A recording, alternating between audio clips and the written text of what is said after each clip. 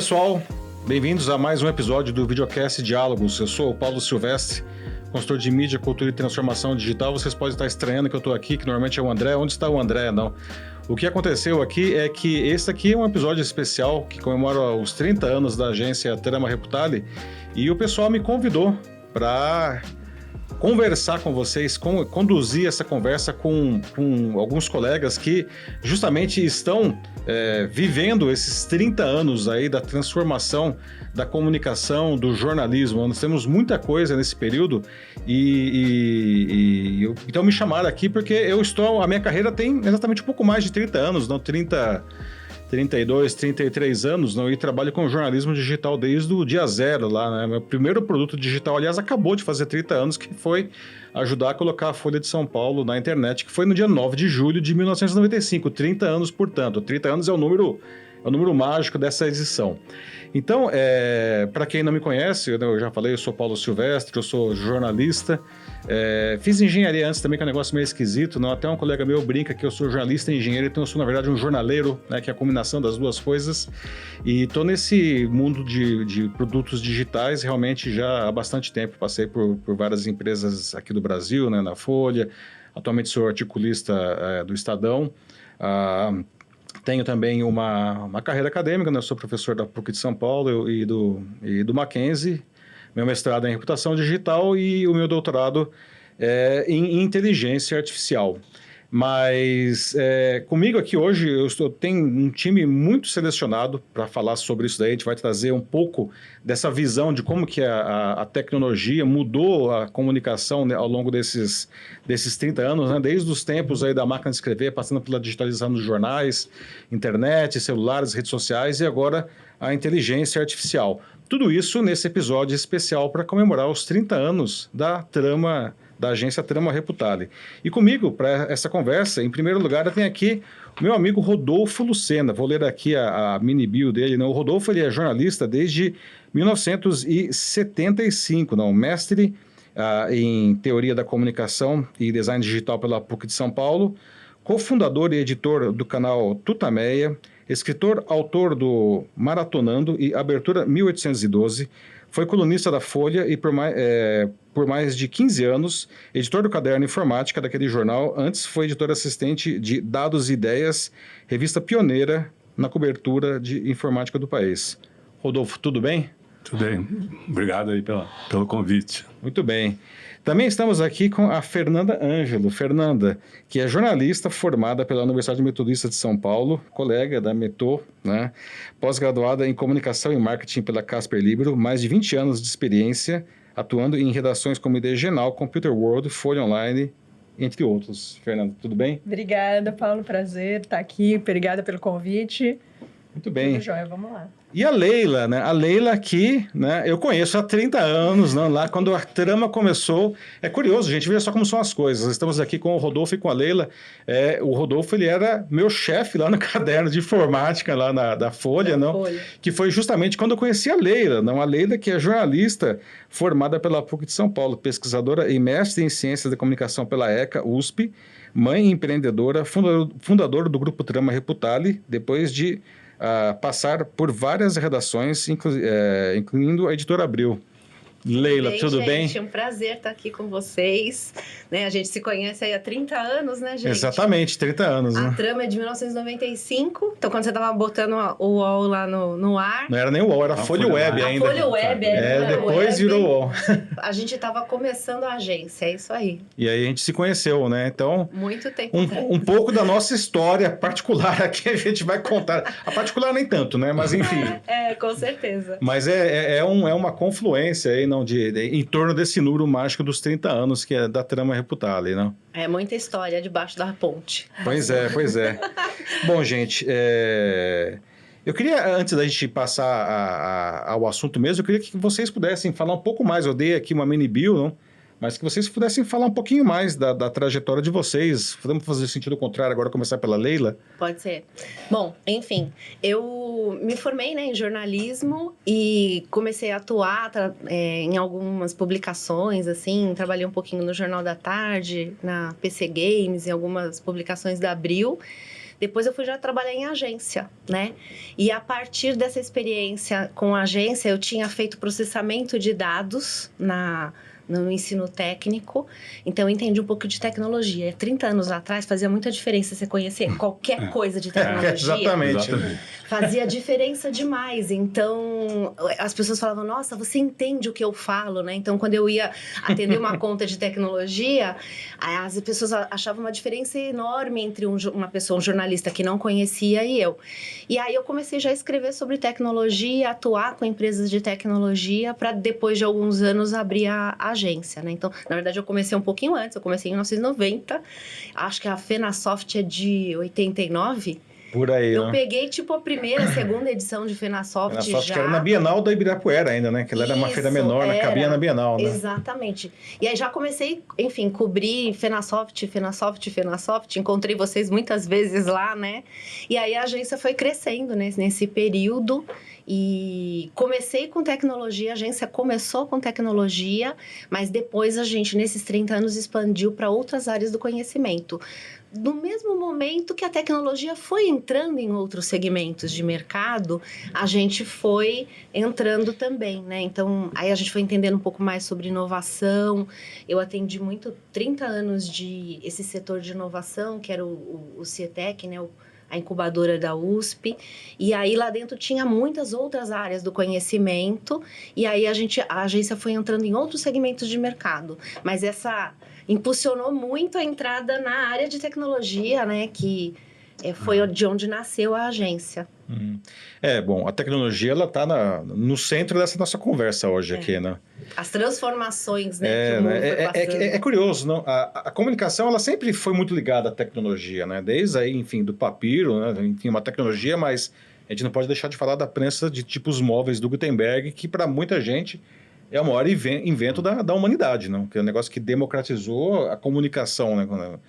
Mas, enfim, só que agora as coisas, elas acontecem numa velocidade galopante, né? A gente vai tentando se equilibrar nisso daí tudo, né? Que é muita coisa, né? É muita coisa, coisa. Esses 30 anos de transformação, enfim, a agência foi acompanhando tudo isso, foi diversificando a atuação, entrou nas redes sociais, enfim, né? Quando começou as redes sociais a ter um papel muito importante na comunicação corporativa, né? E mais recentemente está lá a gente tentando, obviamente, trabalhar com a IA. E aí a gente vai falar, acho que, de tudo isso aqui, né? Sim, sim. Mas é um pouco da história e um pouco da agência e é um paralelo, né? Um fio paralelo condutor ali com a própria história do setor, eu acho, né? Sim. Do jornalismo, da comunicação das empresas, né? Enfim. E você, Fernanda? Eu me formei em jornalismo, né, como você contou aí, me formei em 2001, então, de formada eu tenho 24 anos, mas eu estou na área já como estagiária, comecei como estagiária, então já faz aí mais de 20, quase 30 anos. Eu depois fiz pós-graduação em comunicação e marketing, também aí já nos anos 2000, tentando entender um pouco aquele começo de mudança, né? Tava entrando a era da internet, né? E aí eu senti que ali a gente já precisava começar a mudar um pouco do que era só o press release por fax, né? Para as redações e tudo. E aí foi quando eu conheci a Leila, então a minha relação com a Leila, com a Trama Reputale, que na época também era só Trama, tem aí também mais de 20 anos, foi meu primeiro emprego como profissional formada, mas antes disso eu comecei como estagiária aí nos primeiros veículos online, então era o IDGenal, que tinha vindo, né, a editora trouxe para o Brasil e comecei ali. Depois fui fazer freelas, trabalhei daí com o Rodolfo na Folha online. Comecei na Folha Online, depois fazia os freelas para a Folha, para o caderno de informática da Folha, né? E aí fui indo e vindo, e hoje eu tenho uma agência pequena de comunicação, é uma agência que a gente fala boutique, então daí eu trabalho em parceria com outras agências maiores, que uma delas, no caso, é a Trama Reputale. E aí sim, fazendo toda essa trama, né, entre o que é a comunicação mais tradicional com a digitalização, então trabalhar os clientes para para serem marcas empregadoras, para registrarem sua presença no mundo online, para criarem suas reputações junto aos seus consumidores, clientes, enfim. E estamos aí, vamos ver o que nos espera daqui para frente, né? Essa velocidade que você comentou, galopante, vamos ver o que nos espera nos próximos 30 anos. Nossa, 30 anos é um negócio que é inimaginável, né? Pensar 5 anos para frente hoje é um desafio, não? Você mencionou a questão dos releases que vinham por fax. Né? A tecnologia é uma coisa autofágica também, né? Ela se consome, né? Para dar espaço para coisas novas, né? O fax quando surgia disquete, não, o próprio CD, não? Eram coisas que foram super revolucionárias, né? Que passar uma mensagem com uma imagem. Os releases eram por correio. Passava a tarde inteira dobrando release. Né? E demorava um dia para chegar na melhor das hipóteses, né? Aí o repórter queria uma foto do executivo que deu a entrevista, você mandava o motoboy entregar o cromo, né? E dependendo do cliente, você ainda pedia pro repórter lá devolver, porque a gente ia usar de novo. Pois é, né? Que era caro, não? Era caro. Não, e é engraçado que assim, onde está o fax, não? Onde está o fax?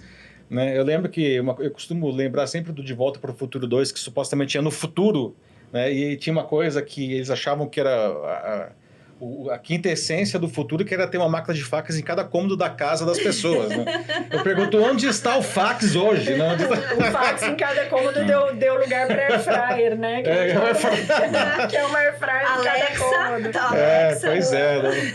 E a Alexa tá bambeando aí, né? Surgindo as novas IA, aí a Alexa aí. Mas Rodolfo, quando me falaram, quem que você gostaria de convidar para uma pauta dessa? Eu falei, cara, o Rodolfo certamente, né? Porque o Rodolfo, ele assim, a personificação, exatamente, não?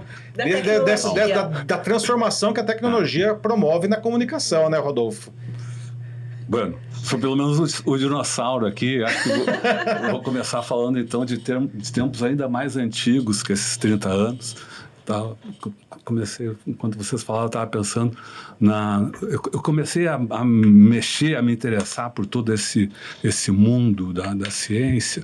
Acho que ainda na pré-adolescência eu ganhei do meu pai um livro chamado A Cibernética Está em Nós. Olha só. E Helena Gasparina. Nossa, que era uma cientista. Autora. Não, eu tenho até hoje o livro.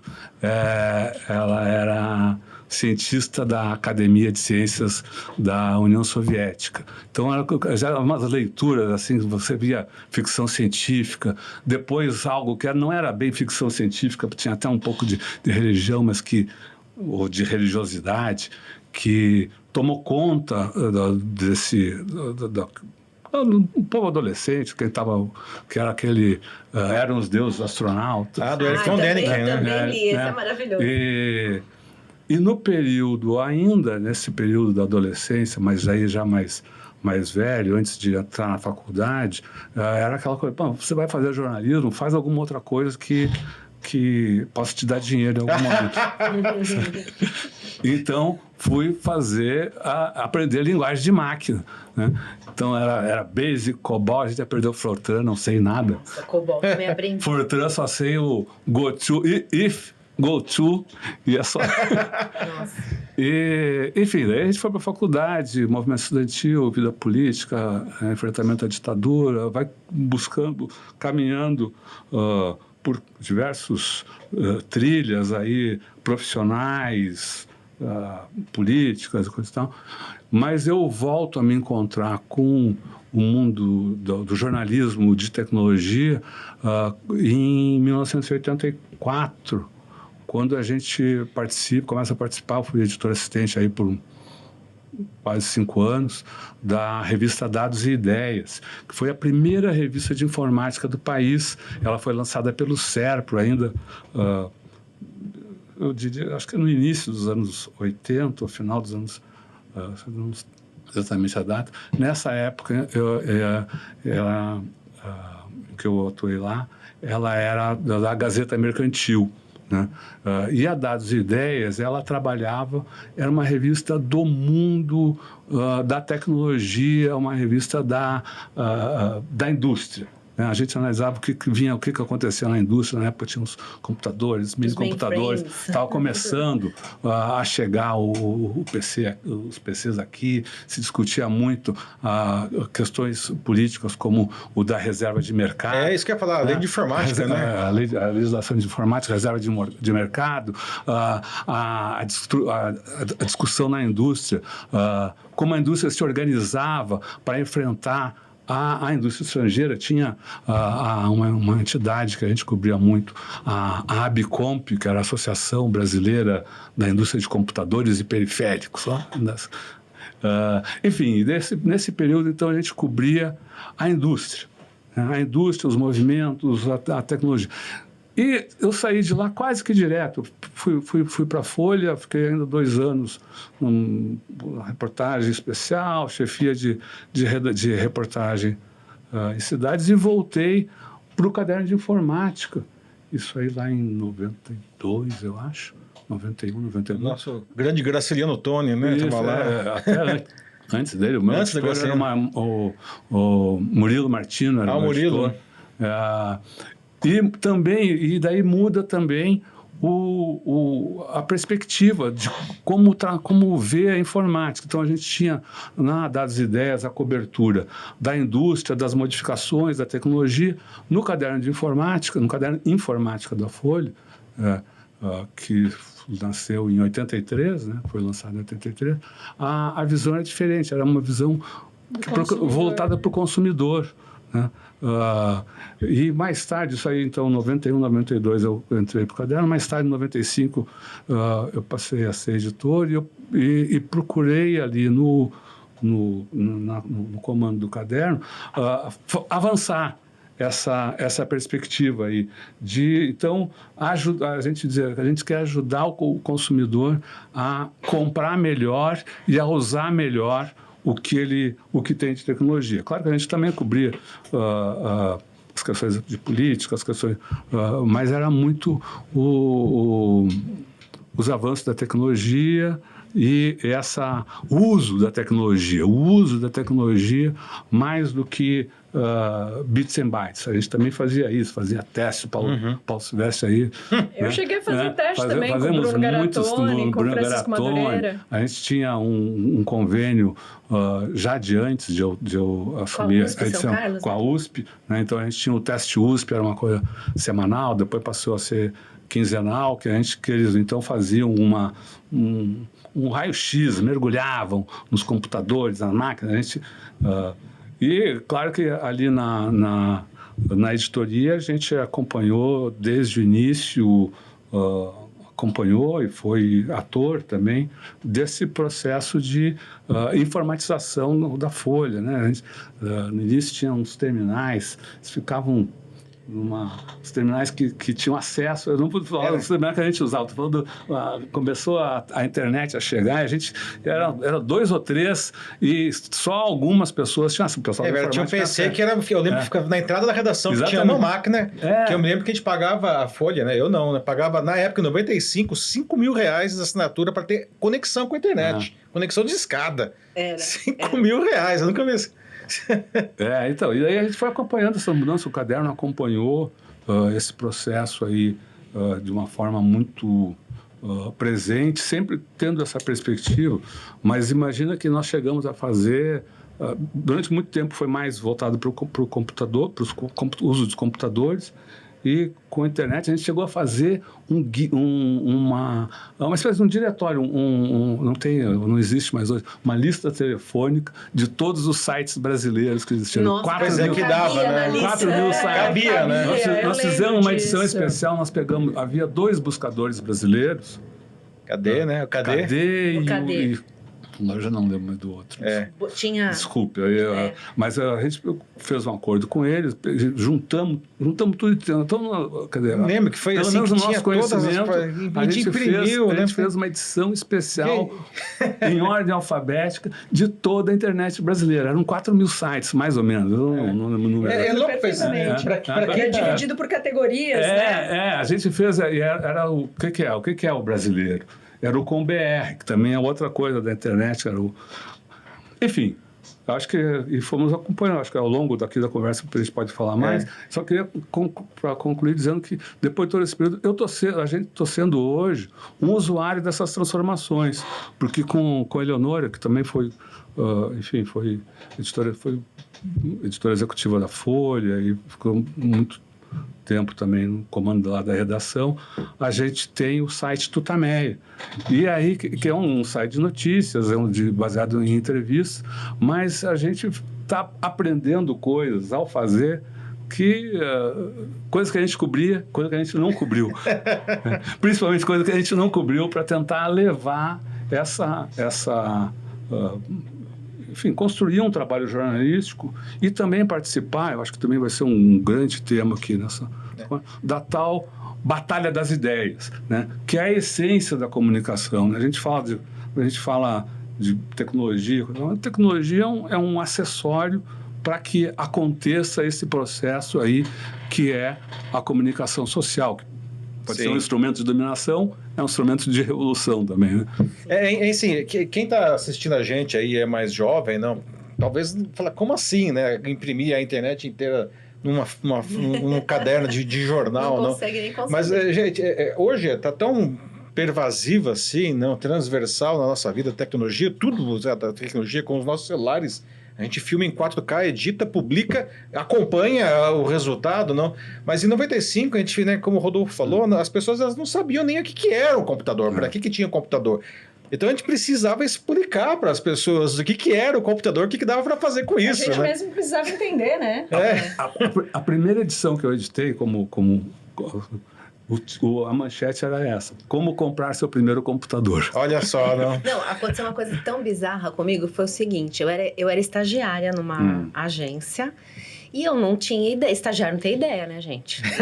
Ele não tem noção, né? Ele é sem noção, eu era sem noção. E aí me deram eu fazia follow e dava apoio, né, pro pessoal. E eles estavam inaugurando um supermercado da informática. Tinha conceito de você entrar com o carrinho de supermercado e pegar as coisas. E aí, só que é o seguinte, o grupo de jornalistas com quem a agência falava, onde eu trabalhava, jamais era televisão. Jamais. Eles não iam para a pauta de televisão, tecnologia. Porque as pessoas não entendiam nada. Então, assim, não, isso não se trabalha com televisão. E a estagiária sem noção...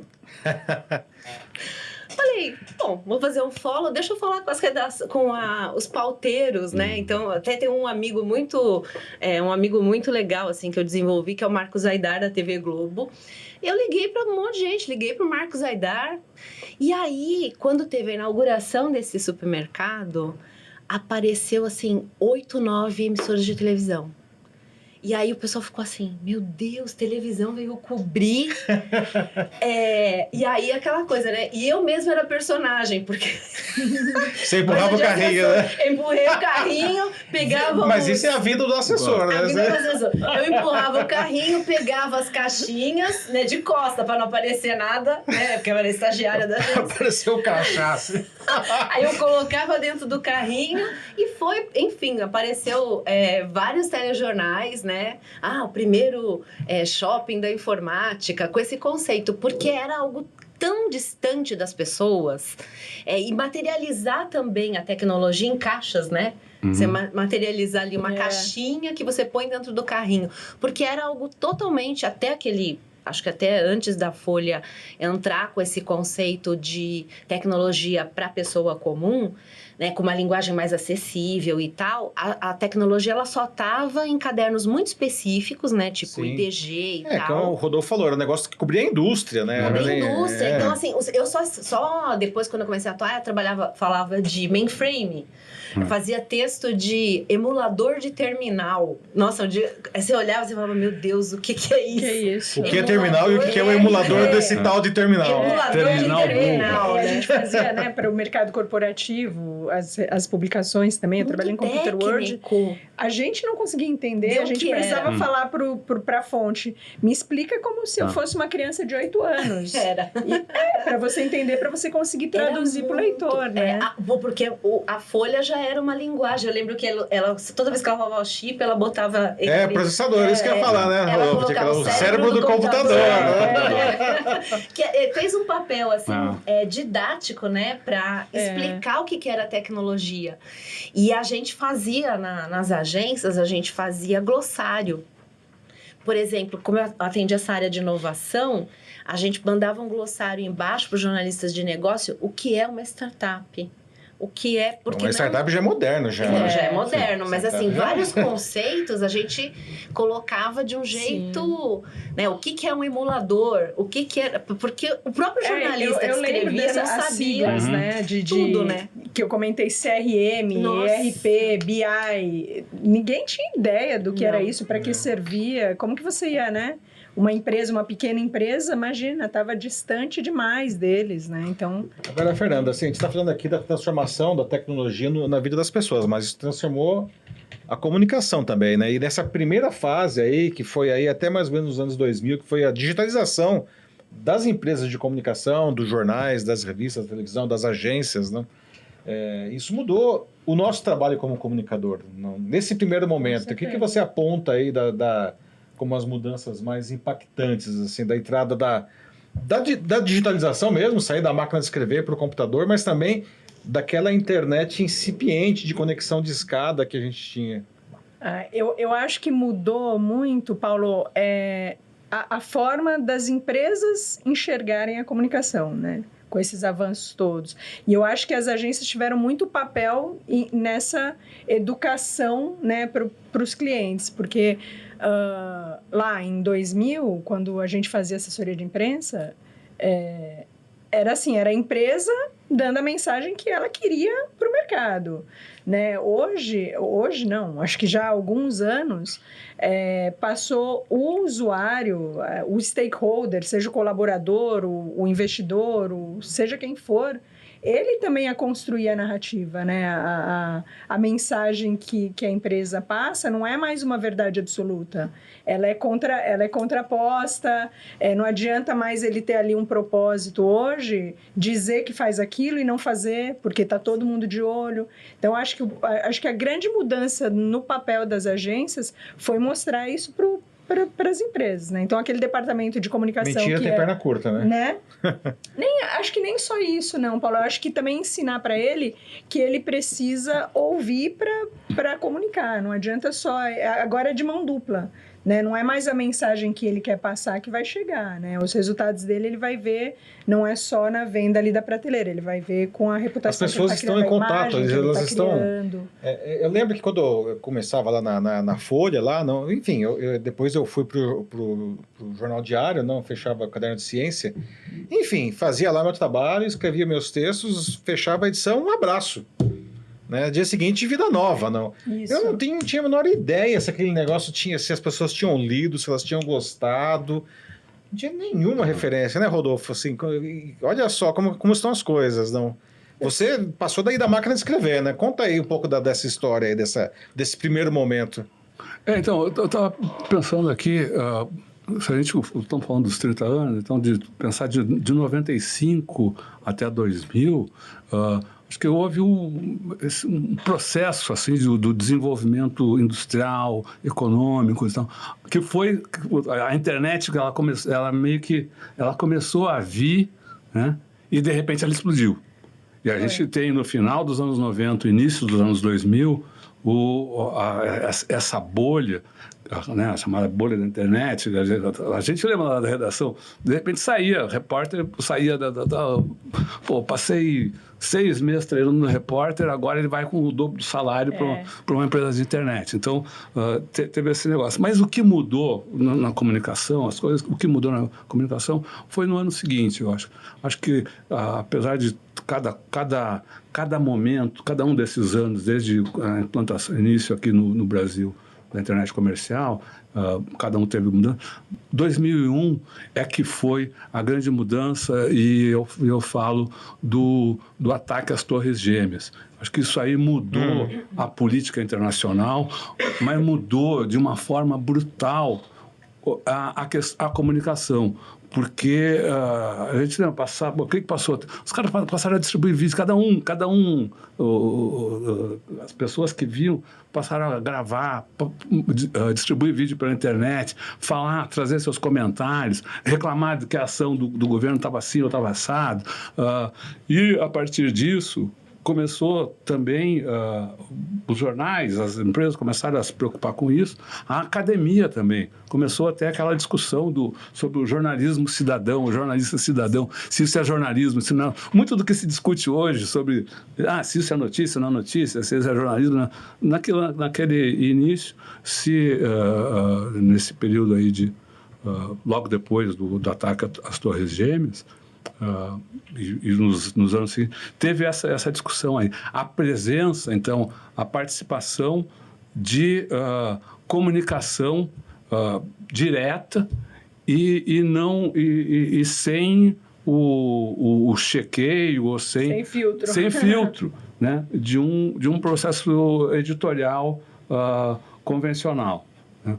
Para o bem ou para o mal. Então, o processo editorial também é uma coisa que a sociedade pode avaliar como positivo ou negativo. Claro, porque os grandes jornais, grandes empresas têm o seu viés, né? Assim como cada um desses jornalistas cidadãos tem o seu viés. Mas acho que essa foi uma revolução na comunicação que a gente vive até hoje. Né? Você mencionou essa questão das Torres Gêmeas, mas teve um outro episódio que foi muito marcante nessa questão do jornalismo cidadão. Teve aquele tsunami na Indonésia, que foi justamente no Ano Novo. Verdade. Que acho que foi 2005, se eu não me engano, que foi, acho que é um dos maiores desastres naturais da humanidade, da história. E arrasou toda aquela região lá. E eu me lembro que, por incrível que se pareça, a única coisa que continua funcionando foi o telefone celular. Que é um negócio que o pessoal normalmente reclama que não funciona, não. Mas, assim, o telefone fixo, assim, tinha destruído tudo e o telefone celular continuava funcionando. E era 31 de dezembro, as redações estavam, enfim, já meia bomba, aí todo mundo de recesso. E as pessoas que tinham sofrido e tinham sobrevivido, elas começaram a noticiar aquilo. E 2005 era aquele celular antigo, não? Elas começaram a noticiar o que tinha acontecido por SMS. Não? E aí chegou no pauteiro da CNN, lá o cara estava lá meio de ressaca, lá do Ano Novo, e eu falei né? Caramba, o que é isso daqui? Não? E aí aí a grande imprensa se movimentou e foi atrás da notícia, mas o pessoal estava dando por SMS a notícia, né? Encurtou muito, né, o tempo, né? Sim. Muito, muito. E as agências, Leila? Acho que isso é impressionante. Encurtou. Isso que você falou de tsunami é muito interessante, porque na época a gente atendia, né, a USP, essa área, esse polo de inovação na USP, e lá tinha um especialista que sabia falar sobre maremoto, enfim, sobre abalo sísmico, e ele analisou o caso, ele foi usado como fonte na época.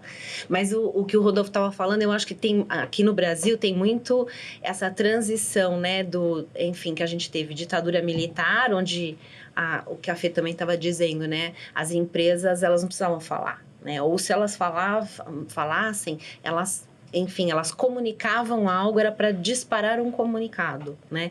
Não tinha esse olhar. E a própria imprensa tinha esse papel, né? Porque naquela época a gente escrevia a matéria e seja impresso, quando começou online, a gente publicava aquela matéria e era aquilo. Ninguém retrucava aquilo. Depois é que começou a vir o Nem tinha canal para retrucar, né? Aí que começou... No máximo tinha as cartas ao leitor, né? Cartas ao leitor, né? E também ninguém publicava. Dava trabalho, né? Quando era, Tem que mandar carta, dava trabalho. Exatamente. Mas aí chega a abertura de mercado, né? Começa a aparecer, né? Eu lembro que só tinha computador Itautec, lembra disso? Aí depois, enfim, essa reserva de mercado. Tinha os Scopus também. Os Scopus da vida também. A gente atendia Scopus na agência que eu trabalhava. E, enfim, aí depois começou a chegar diversas marcas, começou a abrir o mercado, a democratização na parte política. política e as empresas com esse papel que a Fê está colocando. E eu acho que assim, o assessor de imprensa, ele foi exatamente abrindo um pouco o olho, né, das empresas sobre, olha, ou você se atualiza ou não dá mais, porque você tem a sociedade, a opinião pública te questionando de N formas, além da própria imprensa, né? Ou seja, o teto é de vidro, né? Então, a gente precisa... Então, eu acho que nesse momento, essa comunicação corporativa atraiu muita gente, porque você estava trabalhando não só para a empresa e para ocultar coisas, mas você estava trabalhando com esse papel quase social ali de, enfim, você tem que ouvir o seu colaborador, você tem que ouvir os seus stakeholders, você tem que pensar no meio ambiente, você precisa... Então, foi um momento de mudança muito interessante e que isso me atraiu para o trabalho dessa comunicação corporativa, né? Agora, é engraçado, em 95 eu me lembro que o ano de 1995 terminou com 5 mil internautas no Brasil inteiro. Porque, na verdade, não é um número mágico isso daí, né? Porque a Embratel, que na época ela era estatal ainda, ela abriu um negócio... Quem quer brincar desse negócio de internet, se inscreve aqui, que eu vou sortear 5 mil contas para vocês pagarem para mim. Pagava uma bala, não era caro pra caramba. Mas, enfim, só tinha 5 mil contas, assim, para você ser internauta no Brasil. Então, era um negócio muito restrito. Aliás, foi bom, né? Porque a gente não sabia fazer nada direito ainda, então dava pra gente errar e pouca gente ia ver. Ninguém ia comentar, ninguém ia comentar, compartilhar, dar print. Mas logo depois essa coisa começou a mudar, né? Até começaram a surgir os provedores de internet, não? E a Folha, não? As BBS. As BBS, não? Era curioso, parece uma loucura hoje, falar isso hoje, mas naquela época as empresas de telecomunicação não queriam oferecer internet, elas achavam que isso era uma distração. Então, as empresas de comunicação, como a Folha, como o Estado, o Zero Hora, eles viraram os tais provedores da internet, porque para que alguém visse o conteúdo que a gente publicava online, eles tinham que dar o acesso para as pessoas. Sim. E foi aí que surgiu o UOL. Eu não sei se vocês sabem, nessa época aconteceu um negócio curioso, que por conta disso, o UOL... ele se tornou o detentor da maior quantidade de linhas telefônicas do Brasil. Era a empresa que tinha mais linhas telefônicas no Brasil inteiro, que era para receber os chamados das pessoas que queriam entrar na internet. Que é uma loucura, né? E hoje as teles vivem basicamente de oferecer serviço de internet, né? Agora, aquilo foi... Naquele momento a coisa mudou de figura, né? Porque, como a gente estava falando aqui, as pessoas começaram a ter voz. As pessoas começaram a interagir com o jornalista, né, Rodolfo? Eu tinha um colega, diz rapidinho, só porque eu lembrei aqui. Eu tinha um colega que ele falava assim, quando começaram a abrir para comentário das notícias, ele falava, isso está errado.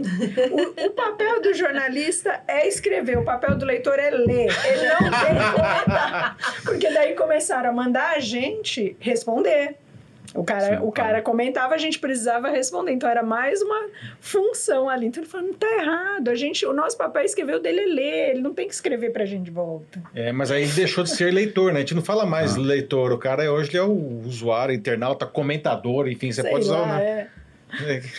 E hoje as marcas têm os gestores de comunidade, né? Que fazem essas respostas aos questionamentos nas redes sociais das empresas, né? Você precisa ter. Desculpa, eu cortei a... Não, tudo bem. Todo mundo passou a ter teto de vidro, não é? Todo mundo passou a ter teto de vidro. Empresas, indivíduos... E foi aí que eu acho que os veículos de comunicação, eles começaram a se preocupar com a audiência, né? O jornal, como eu falei, eu escrevi o meu texto, um abraço, não sei, sabe? Alguém vai ler, tanto faz. Meu trabalho é escrever. Escrevi, meu trabalho acabou. Né? Aí, de repente, as pessoas começaram a interagir, a querer saber mais, a fazer comentário, a criticar. Mas daí também, agora falando especificamente dos jornais, acho que eles passaram a se preocupar muito com a audiência. Demais. Isso aí foi prejudicando o que eles estavam apresentando, o que era apresentado na internet. A minha dissertação de mestrado é exatamente essa história, a história da Folha Online, de como ela vai mudando o seu próprio perfil, né, de, enfim, ser bem do início, aquela coisa mais tosca, vai aprendendo, daí entra nessa busca de audiência, daí depois fala assim, mas não é isso só que eu tenho que apresentar. e começa a organizar. Porque o que é a comunicação, digamos, com curadoria, a comunicação de massa? A comunicação de massa são as escolhas que os jornais fazem do que é notícia. Né? E na internet, durante um bom período, inclusive nos sites de notícias, não era isso que acontecia. O que a gente tinha era um empilhamento, o que tinha era um empilhamento de coisas. Quer dizer, chegavam as notícias, volume, né? as notícias, então a notícia mais importante era a que estava em cima. Não tinha E às vezes era um aviso de pauta. Eu me lembro que chegava os avisos de pauta da agência, assim, dava como se fosse notícia. Não tinha manchete. Ou a manchete era isso. Né? Então, a noção de os próprios jornais recuperarem para o mundo internetico essa noção que é a essência do jornal, né? Ter manchete, eles demoraram um pouco para acontecer isso. E a construir, daí depois foram construindo primeiras páginas, organizar a estrutura, seus sites. né, dos Seus sites. sites passaram a ser sites de primeira página. Também eu acho que sempre numa disputa aí entre a coisa do buscar audiência e ter a notícia. Né? Que é um negócio que nunca souberam fazer, na minha opinião. Né? Mesmo os grandes jornais. Teve Sim. um período, não sei se vocês lembram, que os grandes jornais, o UOL, a própria Folha, a parte de cima era um rotate, que eles chamam, né? As fotos, então, e tinha sempre alguma coisa de celebridades no alto. Caça-clique, né? Depois, hoje a gente vê esse caça-clique no Instagram, mas... Na rede social, né? Nas redes sociais a gente vê isso. Os caras dão um título que... famoso fulano teve acidente. Daí vai ver o famoso fulano, é famoso lá na... Famoso na Baixada Santista. Mas eu acho que esse foi um processo que demorou um tempo. Demorou alguns anos ali, um ou 2 anos, para as empresas de comunicação se voltarem ou resgatarem isso aí, né? se darem conta disso e passar a valorizar mais essa coisa que é a notícia e a curadoria que ele fala da notícia, a edição, né? Então isso que passa a ser vendido então mais modernamente aí para os buscadores, coisa tal, o choque. Por que há choque entre as empresas de comunicação e os serviços de busca e tudo? Porque aqui já não é mais empilhamento de notícias, tem um trabalho de edição importante aí. Como esquecer da importantíssima notícia: Caetano estaciona o carro no Leblon. Né? Caetano estaciona o carro no Leblon. Virou, mas a gente tem que admitir que ninguém nunca esqueceu essa notícia. Foi verdade, foi a estacionada mais memorável da história do Brasil, né? Mas isso daí, né, até entrando já na segunda fase aqui da nossa conversa, né, que foi justamente nessa transição aí do ano 2000, 2001, que surgiu o infame conceito da notícia de último segundo, que é um câncer para o jornalismo, né? Porque é isso que você falou. Eu preciso. Mas assim, me dá notícia, me dá notícia. Assim, quem lê tanta notícia, como diria o Caetano, que hard news, assim. E era uma época... Isso não era hard news. Não era nem news, sabe? Era qualquer coisa. Era abastecer, porque o importante era você pôr, às vezes, 30, 40 notícias. Eu lembro no IDGenal, houve uma época em que eu entrava na redação, veja, era um site de notícias de tecnologia. O Now, especificamente, era para o consumidor final. Eu entrava às 7 horas da manhã para começar cedo a abastecer. Então, assim, qual é a urgência nisso, né? Mas... Não, e aí, né, a primeira coisa que morre é a apuração, né? Porque se você tem... Sim, você tem que dar 10 notícias... Site de notícia, né, de agência de notícia. Por minuto, né? não existe apuração, né? Aí vem coisas do tipo Caetano estaciona o carro no Leblon, né? Assim, os veículos que vocês trabalharam não acontecia isso, gente, mas a gente mandava material para alguns jornais, assim, mais no interior do país, assim, eles publicavam o release. Mas até hoje. Mas até hoje. Né? Até E aí, hoje. quando a gente recebia com a o fonte clipe, da assessoria de imprensa. eles publicavam porque eles não tinham, né, essa estrutura e eles queriam entrar na conversa, então, né? Mas isso era outra coisa que eu ia comentar. Em 2001, que o Rodolfo comentou que foi o auge, né? As redações eram imensas, porque os sites ainda davam muito dinheiro. Então, a gente tinha, sei lá, no Now 8 repórteres, no Computer World mais 10, todas as revistas da casa ali. E o pior, apurando as mesmas notícias, porque existia uma concorrência entre os veículos da mesma editora, né? Depois, eu acho que com o passar dos anos que a bolha foi estourando, né? As receitas foram também ficando mais escassas. Talvez tenha vindo também essa melhor curadoria de novo, porque era menos gente para apurar, não dá para a gente apurar qualquer coisa, né? E aí vem uma série de outros dificultadores para a comunicação que eu acho que a gente pode entrar aí na segunda fase dessa nossa conversa, que é a entrada de duas coisas que são super importantes e disruptivas, que são as redes sociais e os smartphones. Né? O iPhone foi lançado em 2007, né? Depois, no Brasil demorou um pouco para chegar, né? Começou a chegar para valer mesmo em 2008, aí vieram os Androids e aí tudo virou história, né? Sim. Mas a gente estava falando aí agora há pouco do leitor que deixou de ser leitor passivo, né? E passou a ser um cara ativo, não? Os smartphones levaram isso às últimas consequências, porque agora tudo que você precisa é do smartphone. E as redes sociais é o canal de distribuição. Né? Que em um primeiro momento falava, nossa, que maravilha, não temos mais agora que nos submetermos aos gatekeepers. Parecia um momento de redenção, né? Só que parecia muito legal, né? Todo mundo tem voz, eu cheguei a escrever artigos defendendo isso daí, só que aí o Humberto Eco veio lá, não? Também ganharam voz. Pois né? O Humberto Eco veio lá, quando eu me lembro que ele estava recebendo um título de doutor honoris causa da Universidade de Milão, 2015, justamente. E ele dá a famosa declaração dele, né, que a internet deu voz ao imbecil da aldeia. Né? E as empresas passaram a ter muitas crises por causa dessa... Por causa do imediatismo. Hoje você não consegue mais colocar uma coisa e dizer que você não colocou. Não, tira lá, já foi.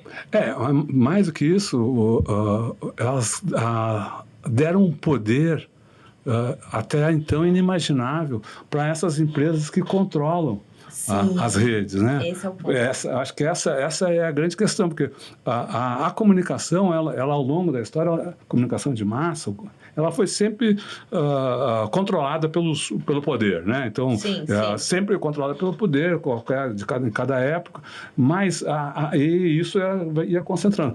Nesse momento aí, o momento de então, e que a gente vive até hoje, concentrou num grupo muito pequeno uma quantidade jamais imaginada de informações e de não só das informações, mas também, tão importante quanto isso, o caminho que elas faziam, que as informações fazem, de onde vai, para onde vem. E aí aconteceu o Brexit, né? Sim. Acho que foi o marcante, primeiro aviso aí, né, de como as redes sociais podem ser manipuladas e são manipuladas. São muito. Né, para quaisquer interesses. Ali, no caso, interesses políticos. Hoje, a gente sabe que os buscadores também, antes disso já eram, né? Os buscadores, acho que não sei se você que fez a matéria, a tradução, tinha um caso no Google, teve o caso de uma loja de sapatos do interior dos Estados Unidos, não sei o quê, que aparecia no Google. E fez o maior sucesso, começou a vender, e de repente passou a não vender mais. Aí ela foi ver, já não estava mais apertado. Bom, mudou o algoritmo de relevância, jogou lá para a terceira página.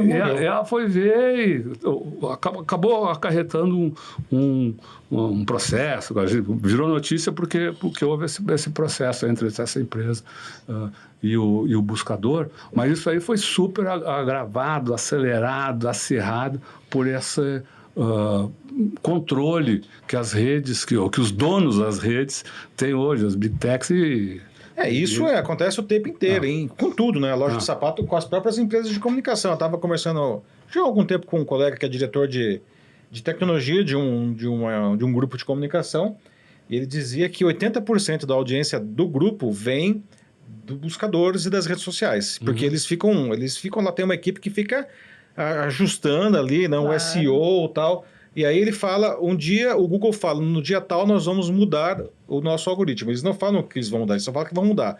E aí é sempre um momento de pânico, porque ele fala, quando eles fazem isso, a audiência cai pela metade. E eles não têm a menor ideia o que aconteceu. Mas assim, veja a dependência. E aí eles têm que ficar depois tentando descobrir o que mudou lá no critério de relevância e tal. Mas você sabe que eu tenho, nesse período que a gente atendeu essa incubadora, né, da USP, e eu atendi outros parques incubadoras no Brasil. E aí eram, basicamente, muito mestrando, doutorando, né, que vai ali com um projeto de inovação. Atende o Porto Digital também muito tempo, que, enfim, que é um polo importante de inovação lá em Recife. E aí eu conheci um doutorando que ele fez uma pesquisa a respeito dos veículos de comunicação. E o que ele, assim, depois virou um livro até, depois eu lembro o nome do livro, mas enfim, tem a ver com a tese dele. E ele estudou exatamente isso, que os veículos de comunicação, eles não faziam esse braço de pesquisa e desenvolvimento dentro desses polos de inovação que existe no mundo inteiro, não tem só no Brasil, né? No Brasil, enfim, você tem mais de 300, que são polos ligados a universidades, né? Enfim, lá o de Recife é ligado ao César de Recife e tal. E os veículos de comunicação não fizeram isso. Muitas empresas fizeram. Às vezes a indústria química, ela entrava com um braço de pesquisa e desenvolvimento dentro da universidade para trazer inovação para dentro, né? Pensar em inovação aberta e coisas desse tipo. Os veículos de comunicação nunca fizeram. Então, a gente tem vocês entendem? Tem Não deixa de ser irônico, né? Não deixa de ser irônico que a gente dava a notícia e não fazia lição de casa. Não fazia lição de casa, né? A gente, né, principalmente vocês falavam de tecnologia, mas se tivesse um olhar também, o que poderia se trazer de inovação aqui? Por exemplo, uma coisa simples que eu descobri uma vez atendendo uma empresa chinesa há muito tempo atrás, é que na China, as avaliações de produto, que nem vocês faziam com a USP São Carlos, elas eram pagas. Na China é tudo pago. Então, você quer mandar um computador para teste, tem independência. Claro, você tem a questão do governo chinês lá, mas você tem uma independência de falar sobre o produto, não tem problema. Mas as empresas que mandam o produto para teste, elas pagam como se fosse a hora laboratório. Entendeu? E enfim, tinha autonomia para falar, para dar melhoria de produto e tal. Mas podia meter o pau também? Então... quando você está pagando, você fica... Eu não vivi lá qual que era, mas eles estranhavam o mecanismo aqui, porque lá era remunerado. Então, assim, tinha formas do jornalismo acontecer e dele ser remunerado que não tinha aqui, né? E eu acho que tem outras questões também de tecnologia mesmo que faltou um investimento aqui no Brasil, entendeu? Mas essa questão do ser pago no caso do jornalismo independente, quando a gente testava os produtos na Folha, na PC World, eu fiz teste também, você não podia ser pago, né? Porque se ele não era bom, você ia falar que não era bom. Né? Então, e aí lá também, eles falaram pra mim que falava. Eu falava assim, mas sempre sai positivo o teste? Ele falou, não, se o produto tiver um problema, eles vão apontar o problema, entendeu? Porque mas aí a gente entra numa outra área que é a do branded content, né? Que é também uma quase evolução uma antecipação, talvez uma antecipação disso, né? Mas que é mais um desafio pro jornalismo, né? Lidar, porque ele precisa sobreviver, ele precisa de remuneração aliás, hoje é uma das maiores fontes de renda do jornalismo, hoje é o branded content, não? Eles estão entrando até influenciador, né? Eu fiquei sabendo que precisa da questão da transparência, né? Que acho que é o Estadão que entrou na área, né, dos influenciadores também. Eles criam projetos com influenciador. E a transparência fica cada vez mais restrita a letrinhas miúdas, né? Serviço, conteúdo pago por tal, mas onde aparece, e cada vez mais próximo do jornalismo. da aparência É. dos jornais onde são inseridas essas... E mesmo essas... conteúdo, né? Normalmente são matérias apuradas, claro que com viés do patrocinador, mas são matérias, com fontes, com tudo. Então, se não tá ali... Confuso. Exato, é confuso. Fazer um branded content é muito difícil, porque você tem que saber justamente fazer esse tipo de equilíbrio. Aquela matéria está sendo paga por uma empresa. Como que você vai fazer isso sem parecer um jabazão? Né? E se você encontra alguma coisa errada, como que faz? Então, é uma coisa extremamente delicada que, né, Rodolfo, quando... há 20 anos atrás, isso era xingar a mãe, né? Falar, imagina, inimaginável. Né? E hoje, não. Hoje as redações, elas o nosso orgulho era ser odiado pelas assessorias de imprensa, pelas empresas, né? Durante um período, né? Imagina escrever sobre Linux e aí vir todo mundo xingando a gente, ou escrever de Microsoft e o povo do Linux vir descendo a lenha na gente, né? A diversão era fazer perguntas capciosas para os executivos, né? Tentar pegar o cara na curva ali, né? A gente editou um caderno inteiro sobre os aplicativos que não funcionavam com uma versão Windows 95, se não me engano. Ou uma versão nova do Windows. Tinha uma versão do Windows que era um caos, que foi... A Windows ME. O Windows para ser esquecido, aquele lá. Ele era terrível, era isso mesmo. Enfim, mas são visões e visões de jornalismo, né? Pois é, né? Como falar do Windows ME se aquilo lá fosse pago, né? Ia ser uma crise ali existencial. Ia ser complicado. Mas são mudanças, né, que essa nova realidade não traz para a gente. Não. Você falou, né, Rodolfo, a questão aí de como as redes sociais, não, que é um grande dilema que a gente vive hoje aí da regulamentação das redes sociais, que elas resistem bravamente agora, inclusive aí não ficaram todos amiguinhos do Trump aí, não, para usar o poder aí do governo americano para tentar impedir que os outros países façam esse tipo de regulamentação. Porque essas empresas elas são mais poderosas que os países, não? Elas derrubam governos, ela escolhe quem vai ser o presidente, ela escolhe qual que é o produto que vai dar certo, que vai dar errado. Não, e é uma coisa totalmente opaca, a gente não sabe, né? Transparência nenhuma, não. A gente não sabe como que esse negócio funciona. E estão cada vez mais imbricadas com a indústria militar, né? Também. Cada vez mais. Não é à toa que estavam lá na posse do Trump, todos esses... Na frente dos secretários de Estado, que vem os ministros, né? Os CEOs das Big Techs estavam na frente dos secretários de Estado, não?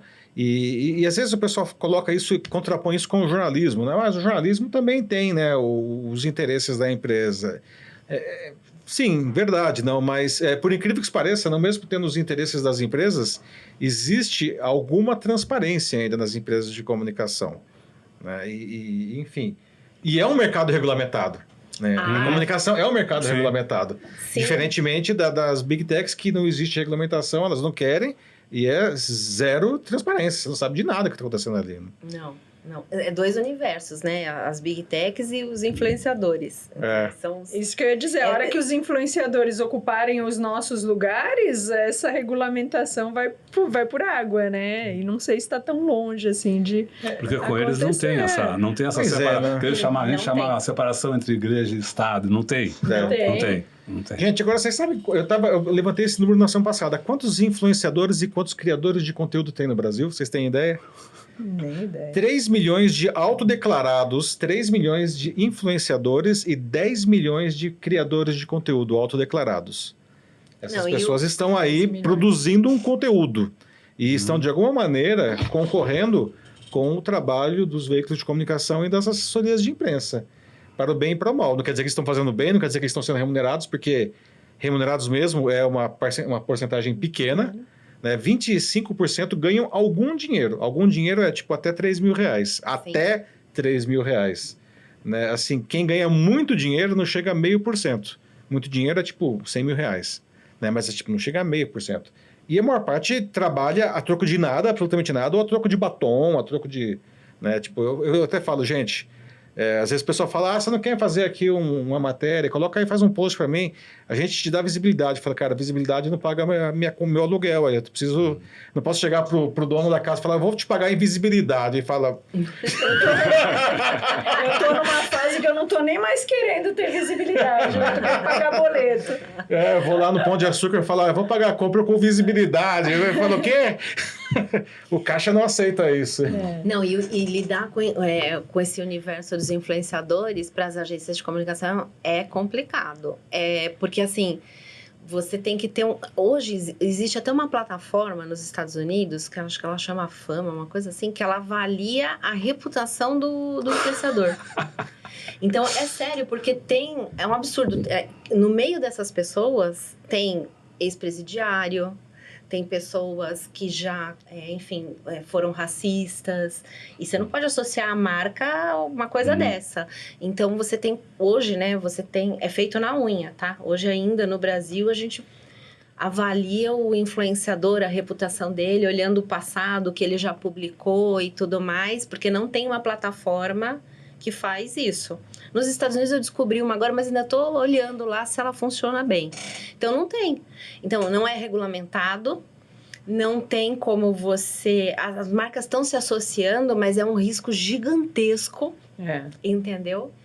Porque você não sabe, né? Enfim, você tem N casos que mais prejudica do que ajuda, né? Então, você tem que ter muito cuidado, né? Então, é complicado. Teve aquela planilha, acho que foi no primeiro semestre, né? Lá dos influenciadores que vazou aí, né, com comentários sobre os influenciadores, né? Então, a planilha que vazou, né? Gente, é muita tipo assim, coisa. não contrata esse cara, não leva esse cara para almoçar na sua casa. Não... É terrível, é terrível. E tem pessoas que... Você sabe que tem uma planilha dessa de assessoria de imprensa, né?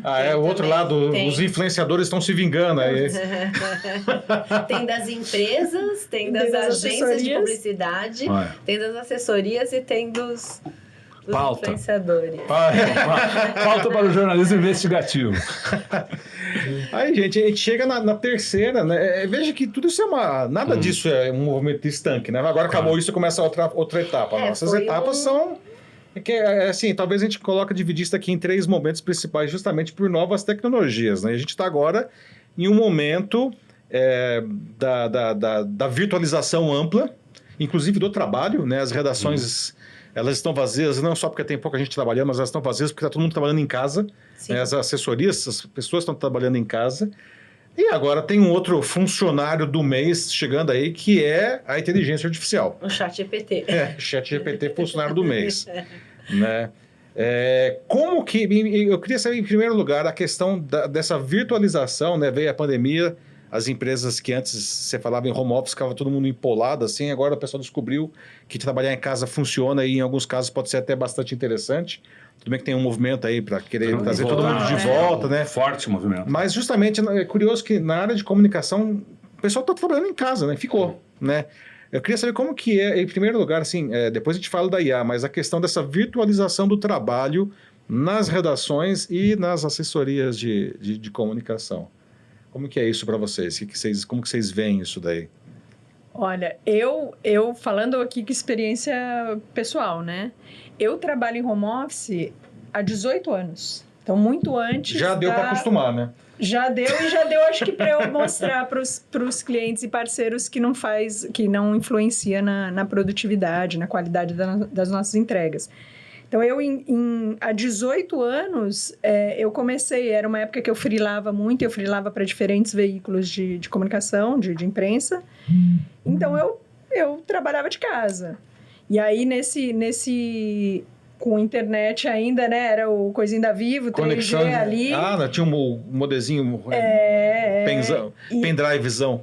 E já aconteceu mais de uma vez do editor estar fechando e aí a gente não conseguisse falar direito, eu não conseguia enviar material, eu ter que ir lá para a redação com o meu pendrive, colocar lá, arrumar o texto e entregar. É a origem do trabalho híbrido esse daí, né? É um híbrido, você vê, eu fui pioneira aqui. Então, eu acho que funciona muito bem na área de comunicação. Quando você fala de redação, né, especialmente, não especificamente, porque eu acho que no trabalho corporativo, a presença da gente é importante. Você não precisa estar lá todo dia. Eu sou uma defensora ferrenha do híbrido. Acho que é muito prejudicial o trânsito, principalmente quando a gente fala de São Paulo, o desgaste, tudo isso, mas estar pessoalmente tem a questão da cultura, que todo mundo fala, não é balela. Acho que desenvolver essa cultura é super importante e isso se faz presencialmente. É importante até para a gente mostrar isso. Olha, você precisa fazer isso no dia a dia. Você não vai conseguir atender um repórter às 8 da noite. A gente precisa responder para ele agora, porque senão o seu concorrente vai aparecer e você não vai. Que as pessoas também elas não entendem o ritmo da imprensa, do negócio imprensa, né? Que existe uma coisa chamada fechamento, né? 8h30, o Jornal Nacional vai pro ar, doa a quem doer. Doa a quem doer. Né? Se você não aparecer, alguém vai aparecer no seu lugar, né? Então, e aí tem muita coisa. Eu acho que é parte do nosso papel mesmo, educar, ensinar. Às vezes, ser um pouco mais duro com o cliente e dizer, olha, você me desculpa, você é super importante no seu meio, mas quem está interessado em falar é você, não é o jornalista, né, da imprensa. O importante oculto. E eu acho que isso você não consegue passar uma mensagem dessa por e-mail, por WhatsApp, nem por telefone. Você tem que estar lá, cara na cara, né? Explicar, mostrar, falar com jeito para não passar uma ideia errada, enfim. Então, eu sou defensora ferrenha do híbrido, mas acho que voltar vai causar um estresse que a gente sabe. Porque não é só a questão do estresse do trânsito. Eu acho que hoje, esse mundo de informação, essa velocidade, né, que o Rodolfo estava colocando, com que as informações chegam, com que a urgência que as pessoas têm em tudo, a gente está vendo uma série de doenças mentais aparecendo, né? Então, eu acho que o híbrido, até nesse quesito, dá para dar uma contribuída, uma aliviada. Agora, Rodolfo, você há muitos anos você descobriu uma nova maneira de trabalhar, de fazer jornalismo. Então, né? a gente está com o Tutameia há 8 anos. Então, vou contar um pouco disso e depois comentar o trabalho da redação. É um trabalho que fazemos, a Eleonora, que é a companheira, e eu. A gente faz... é um site, é um canal de notícias baseado em entrevistas. Porque a gente tinha o nosso capital... é a nossa vida, quer dizer, a experiência que a gente tinha de jornalismo, os contatos que a gente teve, as entrevistas que fizemos no passado, né? E a nossa visão de mundo. E é isso que a nossa visão de mundo é a nossa visão de jornalismo. E é isso que a gente procurou criar com o Tutameia. Então, a primeira coisa que a gente fez quando a gente, antes até das entrevistas de canal, de estar no mundo virtual, foi... montar um site que tivesse manchete.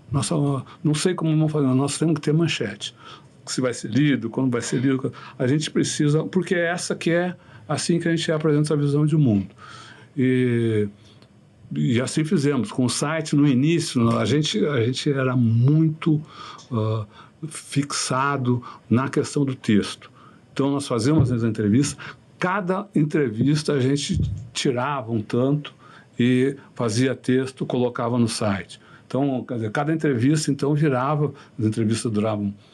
Também isso a gente quis dar uma visão um pouco diferente do que era mais comum, acho que é pouco comum na internet. As nossas entrevistas, elas sempre eram mais longas, poucas perguntas, a ideia é sempre deixar o entrevistado...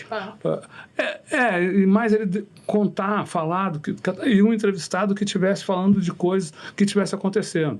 Não é muito a opinião, é muito mais análise do que opinião, às vezes notícia, reportagem também.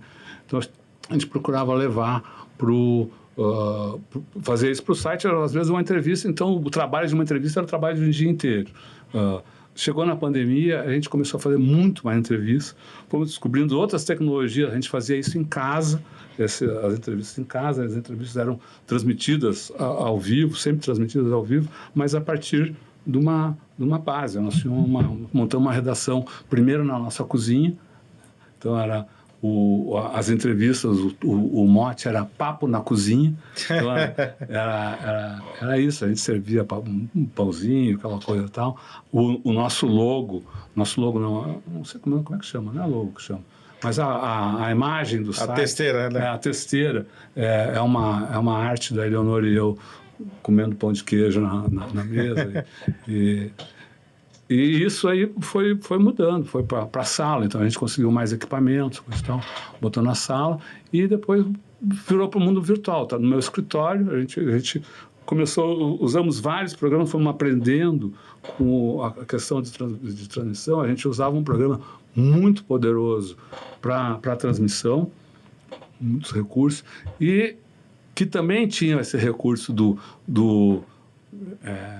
agora não lembro como é que eles chamavam, mas era PC externo, qualquer coisa assim, que era de ter o entrevistado em outro lugar, mas foi batido por outros programas que eu acho que surgiram meio que nesse período surgiram, e a pandemia foi isso, um despertar, um desabrochar de programas para essa reunião virtual aí com os entrevistados. Quanto ao trabalho virtual mesmo, a gente, na redação, desde a época que a gente estava na redação, existia...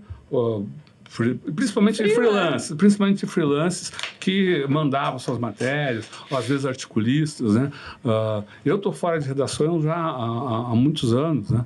Mas eu acho que o trabalho, o cerne do trabalho jornalístico, ele precisa da presença, do debate, nem que seja só o editor-chefe, os 5 só editores. Reunião de pauta, né, que seja. Sabe? Porque as coisas mudam, as coisas... E a gente...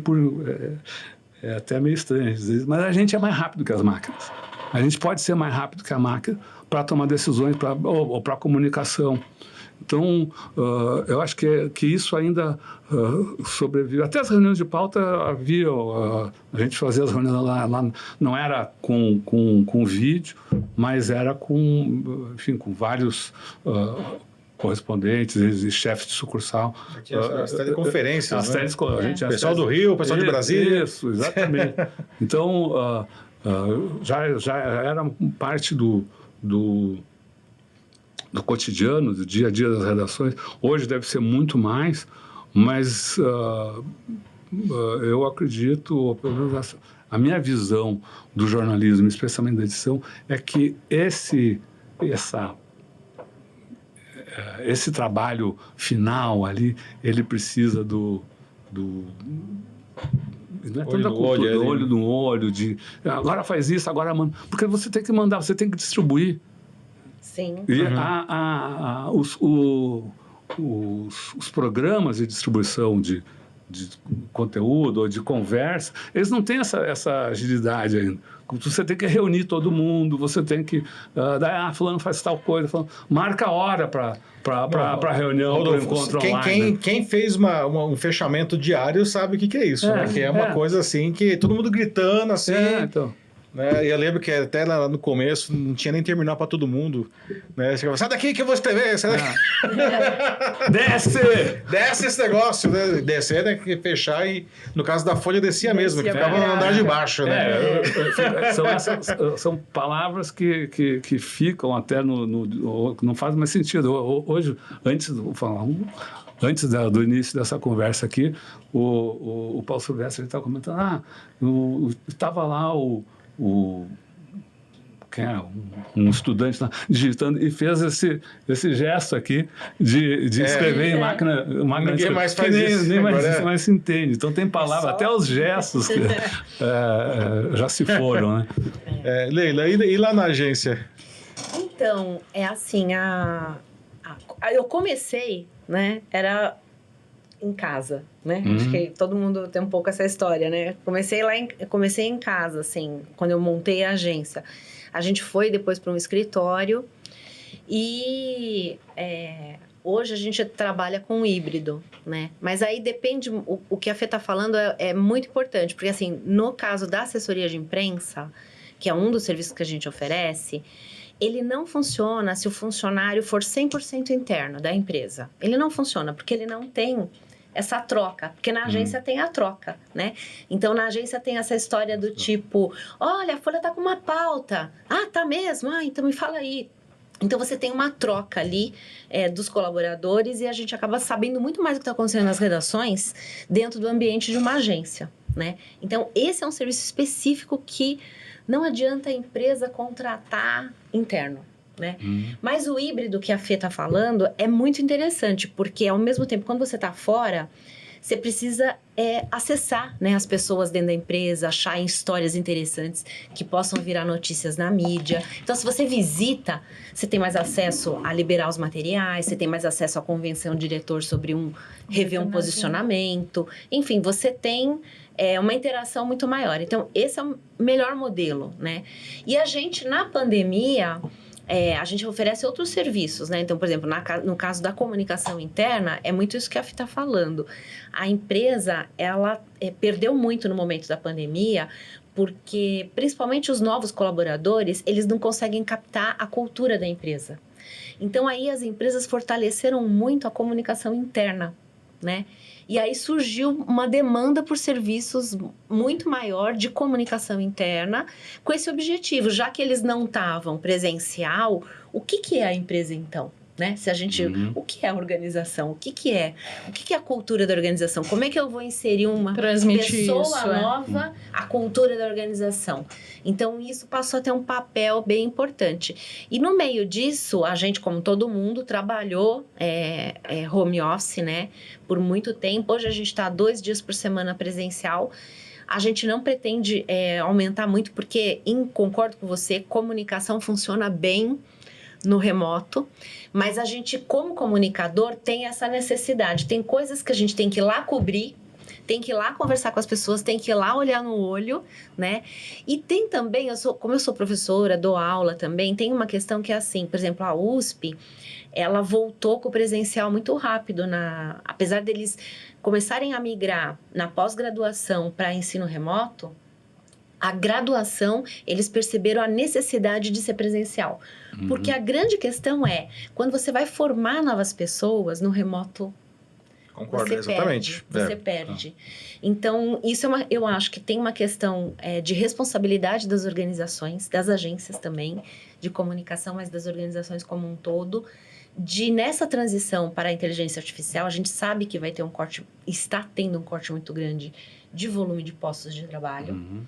E quem geralmente é cortado é a pessoa início de carreira. Porque o texto, com a IA, já fica bom, melhor do que com o estagiário, com o assistente. Mas a gente tem uma responsabilidade como organização de não cortar essas pessoas. Porque senão a gente dá um tiro no pé.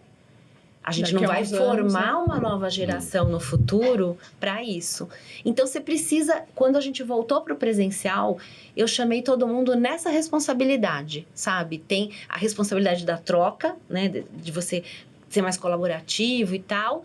Mas você tem uma responsabilidade de formar a nova geração. E você não vai formar a nova geração trabalhando à distância, né? Então, como empresa, eu acho que tem um papel super importante da gente de ter esse olhar, porque senão eles se estressam, porque é um volume de carga de trabalho muito maior, né? Porque a tecnologia ela vai gerando mais trabalho pra gente. Não tem hora, né? Enfim, as pessoas não sabem mais cortar.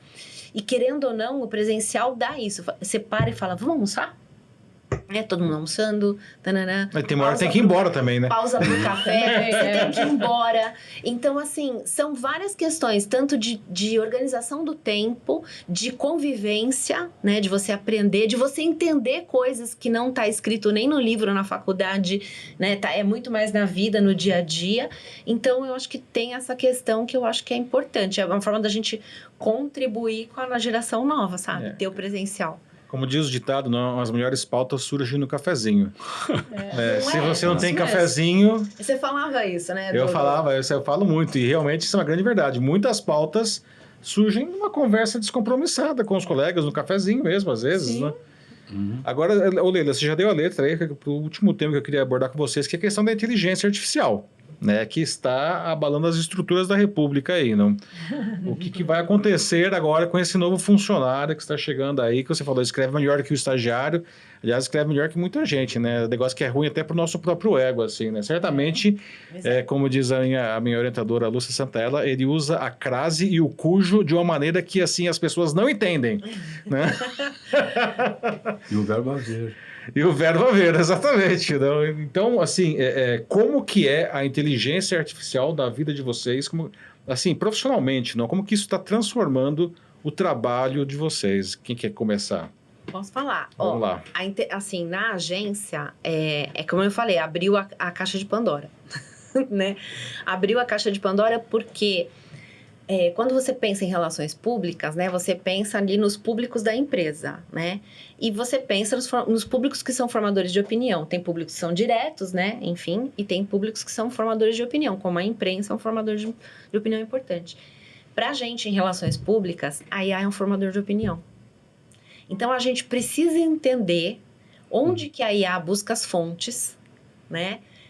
Para ela construir o que ela está falando a respeito da marca. E isso é um universo, é uma caixa de Pandora para abrir, para entender em cada setor, em cada marca, em cada... A gente estava falando de transparência agora há pouco, não? Como é que ela, que nem a gente falou, né? Ela usa o Reddit. Ela usa coisas que estão no Reddit. Aí você tem que pensar, poxa, então a marca está no Reddit, não está no Reddit? Como que ela entra no Reddit? Enfim, como é que você vai... Que traz opiniões de pessoa, quer dizer, não... Ela traz opinião de pessoas e às vezes ela não participa daquela narrativa, ela não está naquele ambiente. Ela não tem domínio, né? Ninguém mais tem controle. Assim, você tem que tirar da marca a ideia de que ela controla alguma coisa. Ela não controla, mas pelo menos ela precisa estar na mesa, conversando. Certo? Se ela não está na mesa conversando, ela nem está na narrativa. Estão falando dela, não está na narrativa. Então, a gente precisa entender um universo para entender. E aí, uma pergunta para vocês. Como é que os jornalistas estão usando a inteligência artificial? Então, isso é uma coisa também que as agências de comunicação querem entender. Uhum. Como que hoje as redações utilizam a rede social, né? A rede social, não, inteligência artificial. Inteligência artificial. Antes, acho que o Rodolfo e o Paulo podem falar melhor de como as redações usam, né?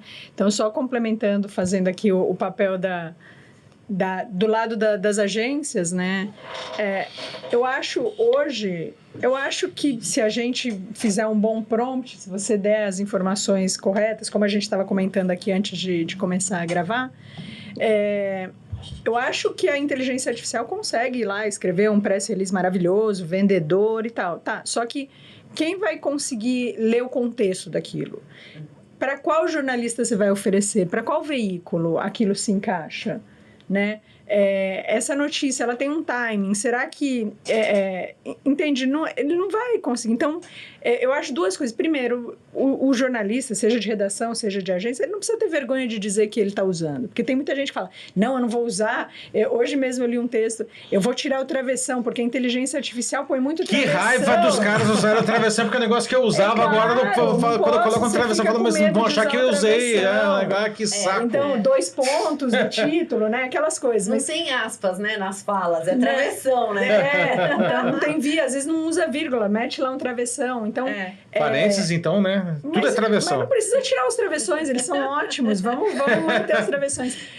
Então, eu acho, não precisamos ter vergonha de dizer que estamos usando, até porque eu acho que hoje ainda, ela não vai nos substituir, ela vai nos ajudar, de repente, até algum insight que... Gente, são infinitos, é um volume infinito de dados. Não adianta a gente achar que a gente vai ser mais criativo que ela. Né? Ela não faz apuração. Ela não faz apuração bem feita, como a gente sabe fazer. Ela não sabe o que é relevante ter ali ou não ter ali. Então, né, eu acho que é uma junção. Acho que a gente vai ter que se render e aprender a usar, porque também usar sem saber não vai dar muito fruto, né? Mas eu acho que é isso. Eu acho que o nosso trabalho ainda tem muito... Ainda não vai acabar tão cedo, né? Eles vão precisar da nossa capacidade de análise, de interpretação, de relacionamento, de conexão humana com as pessoas que estão na redação, né? Quando a gente está falando de assessoria de imprensa. E quando está falando de cliente, comunicação interna, da conexão humana ali dentro do cliente mesmo, de navegar ali internamente. Agora, nas redações, eu ainda não sei como que estão usando, se estão de fato usando. Então, minha experiência, estão usando mal, muito mal. Né? E aí eu falo como professor e como jornalista, né? Tem coleguinhas, tem aqueles que falam que não vou usar porque isso aí é coisa do diabo, do capeta, eu não posso, né? Que é uma visão errada, né? Tem que usar, é uma ferramenta extremamente poderosa, não? Desde que você use bem. Qual que é o problema? Onde que as pessoas usam mal? Elas acham que lá vai fazer o trabalho dela de jornalista. Né? O seu trabalho como jornalista, é o que eu digo sempre, não continua sendo o seu. É você que vai fazer a apuração, é você que vai fazer a pauta, é você que vai escolher, dar o tom. O lead. Não, agora, assim, é uma coisa que, por exemplo, eu faço muito, né? Eu debato a pauta com o ChatGPT, que é um brainstorm, e para isso ele é ótimo. Né? A pauta é minha ainda. Ele não está fazendo a pauta para mim, ele está me ajudando, está fazendo um brainstorm comigo. Né? Assim, poxa, aí eu faço a reportagem, faço as entrevistas, faço a apuração, e aí eu recebo 500 planilhas de um negócio lá. Né? Aí eu jogo no Pinpoint, né, a ferramenta do Google para jornalistas, e aí eu falo, identifique alguma coisa que está fora do padrão. Aí ele pega, ele mastiga aquele negócio lá, em 10 segundos ele me resolve. Então, existem maneiras muito úteis de se usar a inteligência artificial no trabalho jornalístico. Agora, o que eu vejo o pessoal usando o ChatGPT para fazer entre aspas, reportagem. Aí não, né? É isso que eu digo, aí não vai funcionar, não vai não. funcionar. Porque esse cara, primeiro, ele vai, né, ele tira, sei lá da onde, né? Eu posso pensar em lugares bem escatológicos de onde ele tira essas informações, assim. E você que fez a entrevista, você que sabe o que é o lead, o que é a notícia de fato, ele não sabe, você vai jogar a informação lá, ele vai... Agora sim, ele pode ajudar a escrever um texto depois que você fez a apuração, depois que você escolheu qual que é o caminho, depois que a estrutura... Ajuda. Isso. Mas assim, ele não está trazendo a informação, ele não fez a apuração. Ele está lá, então é ótimo. Faz a revisão lindamente, faz a crítica do texto, ótimo, maravilhoso. Né? Até porque esse texto sem apuração, ele não tem a relevância do texto com apuração e é um mar de informação. Eu estava vendo um dado que, assim, a gente está lendo equivalente a 147 jornais Estadão de domingo por semana. É o volume que a gente está lendo. É muita informação, é muito, muito conteúdo, o colaborador dentro da empresa está lendo tudo isso, enfim, os nossos filhos, todo mundo está vendo tudo isso de conteúdo. Então, assim, qual é a relevância, né? Qual é a manchete, né? Qual é a manchete, Rodolfo? Como é que você... Como saber qual que é a manchete? Como você saber qual é a manchete? Porque, assim, depende do seu interesse a manchete. Essa que é a questão. Ela não Mas aí vai muito da experiência também. Se você não está por dentro do que está acontecendo, para você pode ser importante, mas de repente não é mais. Não, né? eu estou falando do ponto de vista geral. Depende do interesse do jornal, depende do interesse da televisão, depende do interesse depende dos vínculos corporativos, depende dos vínculos políticos. Aí você pega uma edição do UOL, né? Tem um oceano de informação. Qual que é a informação mais importante? Eu acho que é bem na linha do que você está falando. Depende do que você, né? Mas você ia falar alguma coisa. Não, eu ia falar quer dizer, no Tutameia, a gente usa a inteligência natural. Não, enfim, a gente não usa nenhum programa. No trabalho do dia a dia, a gente discute bastante, já fizemos várias entrevistas aí sobre a inteligência artificial, mas muito mais voltada, menos para a discussão do trabalho em redação e mais para o uso político geral dela e para o uso e para as questões econômicas que estão relacionadas aí com essa, enfim, é um novo caminho econômico, né? Uma nova área da economia, dá para se dizer, né? E tem uma frase de um dos nossos entrevistados, o Miguel Nicolelli, cientista, neurocientista, ele diz que a inteligência artificial nem é inteligência e nem é artificial. Essa frase dele é ótima. Uma frase, porque resume muito do que a gente está falando aqui, do que vocês falaram aqui. Quer dizer, ela trabalha com um conjunto de informações que está num conjunto de lugares que foi determinado a ela buscar nesse conjunto de lugares dessa determinada forma. Que a gente precisa entender. Então, e que não é transparente para a gente, como também não é transparente para a gente. Não é transparente, não é diverso. Como as redes sociais não são. Então esse é o aspecto aí do não é... Por que ele fala de não é inteligência e que não é artificial? Não, porque são pessoas que definem isso, mas isso aí de um lado. De outro, é fantástico a questão, o desempenho dessas empresas em bolsa, desempenho de mercado. Lembra muito o que a gente falou, né, da bolha da internet. Lembra muito, e isso está sendo muito falado. Numa recente entrevista com ele, ele falou, o Nicolés, ele falou disso. E foi nos comentários foi arrasado. Como que está falando em bolha? Está usando a internet? Mas nessa semana, até a BBC publicou uma matéria falando exatamente disso, de como o pessoal do Vale do Silício está começando a ficar cada vez mais preocupado com o estouro da bolha. Vai estourar. Da bolha da inteligência artificial. E um dos gênios, criadores, um dos empreendedores aí, chega a dizer que, como disse o Nicolés, eu fiquei falando, pô, eu acho que é Jerry Kaplan, um cara criou uma dessas empresas aí, chamada, acho que é Go Computing. Ele diz que vai estourar e vai arrastar a economia consigo, porque ela está imbricada em tudo. Onde não está? Nossa, e as empresas que produzem coisas, produzem chip, elas estão também envolvidas nisso, porque o que ocorre como ocorre nas bolhas econômicas, né? As empresas elas estão vendendo elas estão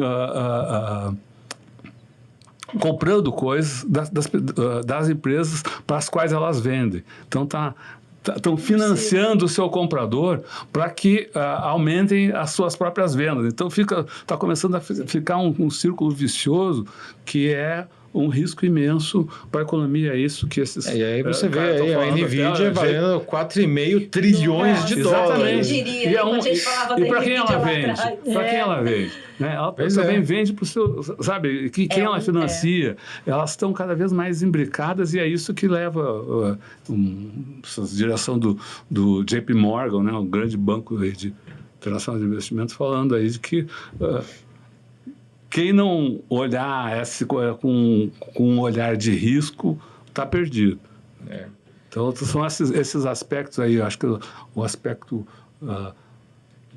do uso social, do uso político, da manipulação, que é favorecido pelo uso da inteligência artificial, como você falou, diversidade. Que diversidade ela traz? Né? E a questão econômica são coisas que a gente precisa estar muito atento hoje, né? Enfim, é um mundo novo, como a gente estava falando no começo da conversa, é um ritmo galopante, não? A gente não consegue ver o que está acontecendo. Não, mas já cantava o Raul, não? Quem não tem colírio usa óculos escuros. Né? Situação é mais ou menos por aí. Gente, a gente já passou do nosso tempo, eu gostaria de que vocês dessem considerações finais, começando pela Fê. Considerações finais. O que vem por aí agora na comunicação? A gente está falando dos próximos 30 anos, mas talvez não. Os próximos 5 anos, porque 30 anos é muito tempo. Olha, é difícil a gente prever, né? Agora, eu acho que o que é certo é que novas ferramentas virão, evoluções do que já está aí, outras que a gente nem sabe direito o que é, e a gente vai ter que aprender a lidar. E, de toda maneira, nunca... a meu ver, né, pelo menos não nos próximos 30 anos, não vão nos substituir. Eu acho que o valor da conexão entre pessoas, entre empresa e seus consumidores, empresas e as pessoas que criam a sua reputação, as pessoas com quem elas dialogam, não vai acabar, vai continuar sendo tão importante quanto ou ainda mais. E o que vai acontecer é que a gente vai usar diferentes meios para fazer isso tudo acontecer. É a minha visão aí. Rodolfo.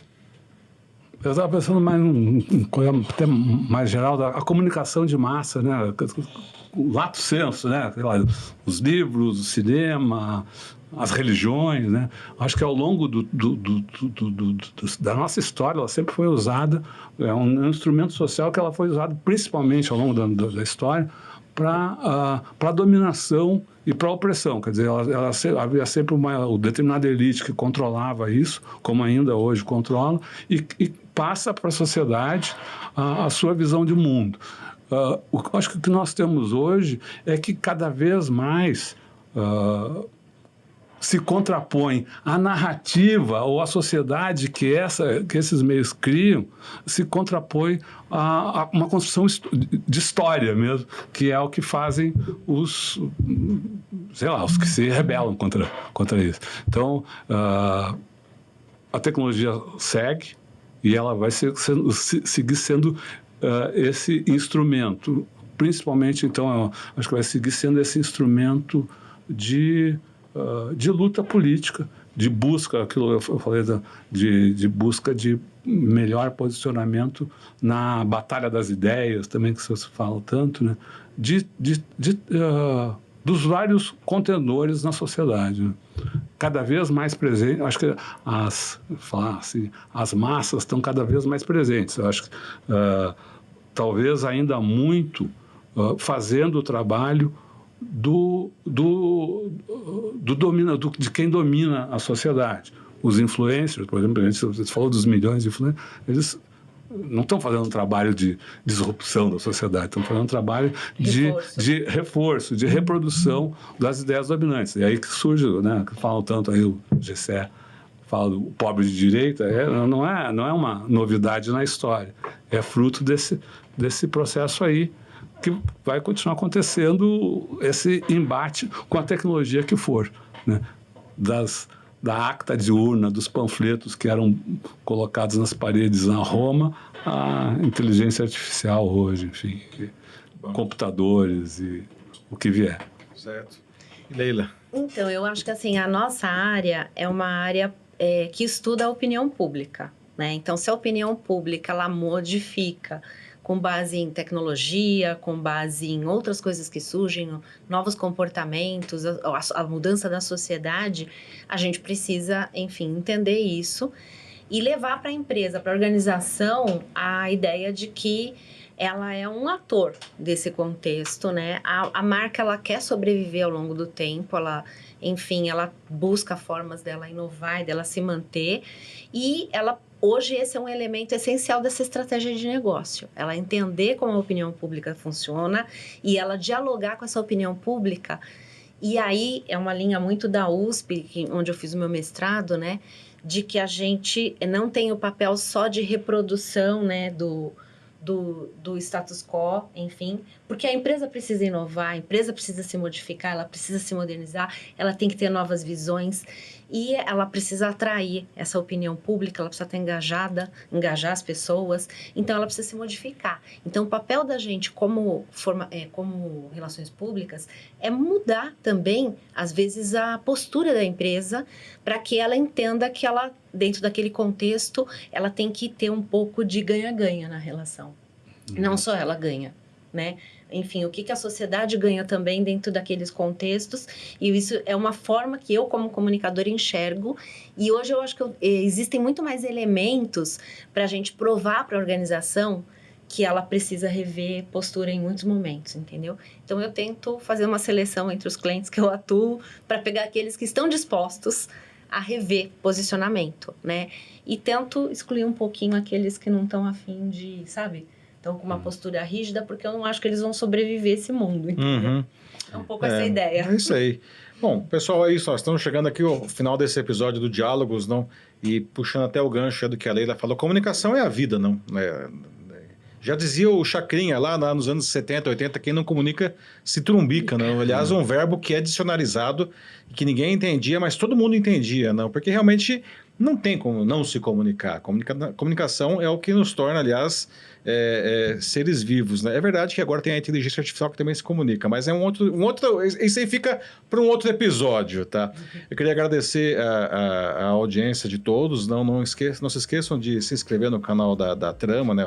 @Trama Comunicação, lá vocês vão encontrar os episódios do Diálogos, e a gente se encontra aí pelas esquinas da comunicação. Obrigado a todos, tchau, tchau.